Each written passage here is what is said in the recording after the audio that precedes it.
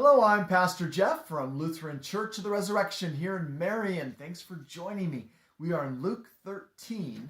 It is Tuesday, March 2nd, and we're using our Lenten Devotion as we're going through the Gospel of Luke and then Acts of the Apostles together.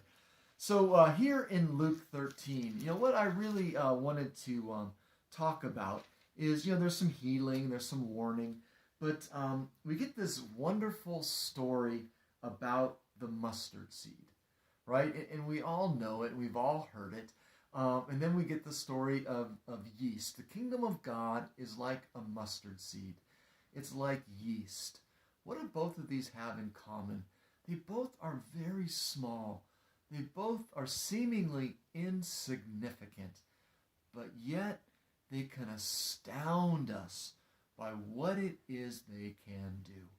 I think as people of faith, this is important too. Remember the theme that Luke has been pulling out of the gospel as we've been reading it, the importance of the mission, the importance of us joining with Jesus. And you might think, hey, I'm only one person. What can I do? What difference can I make? Well, like a mustard seed, you can make a world of difference. You can provide beyond your imagination.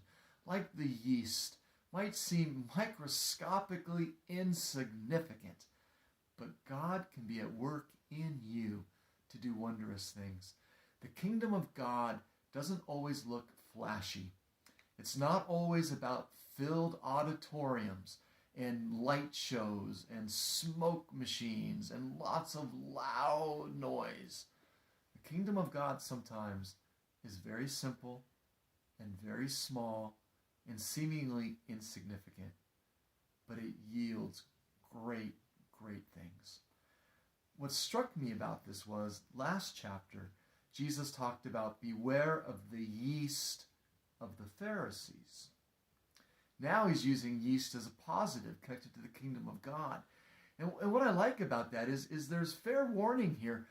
Just like the kingdom of God can be very little and yet do great things, so a little bit of evil, a little bit of brokenness, a little bit of fear, a little bit of mean-spiritedness, a little bit of arrogance, a little bit of judgmentalism.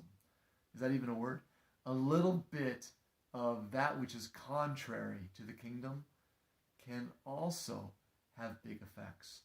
So we are to be on guard, realizing that it doesn't take much to produce some awfully big results.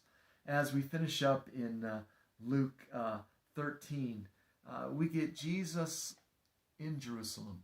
It's one of my favorite places in Jerusalem. It's the Mount of Olives coming down. There's a famous church built there, Domine Flavit, the Lord wept. And here Jesus cries. He cries over the city of Jerusalem, yes, but more importantly, over the reality of the distance between God and God's people. Not a distance that God desires, but a distance that comes through our brokenness and our unwillingness to hear and be the people of God. And so Jesus is moving towards Jerusalem to once and for all get rid of that distance and to reconcile us to God. I hope you're enjoying our time together in the Gospel of Luke. God bless you.